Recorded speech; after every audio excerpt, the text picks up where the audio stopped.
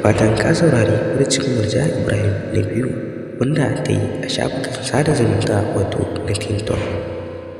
Hakan yana nuna da cewa kamar tabbas kamar bata horo ba. Kannan kai gaba ka ji labari sai yake cikakke, kana buƙatar ka daure ka danna mana subscribe tare da alamar ƙararrawa domin samun ingantattun shirye-shiryenmu tare da daɗaɗɗen zafafan labarai kamar haka yadda kuke ji kuma kuke saurari. Fitaccen jaruma wato Murja Ibrahim tabbas an sake ta daga kotu, kuma tabbas an ce alƙali zai nemi ta ne nan da wata 3 domin a sake ganin me yake damun kwakwalwarta. Za a dinga kai ta asibiti sakamakon irin haukan da take yi a shafuka na sada zumunta, kuma tana cikin ƙarƙashin kulawar mutane.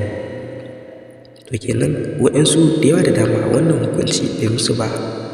Me za ku tofa akan albarkacin bakinsu? Za ku iya mu haɗu a comment section ƙarƙashin wannan bidiyon da kuke kai, kuma kar ku manta kar ku sha'afa ku daure ku danna mana subscribing tare da alamar ƙararrawa, sannan ku yi liking kuma ku mana share zuwa group, WhatsApp, Facebook da sauransu.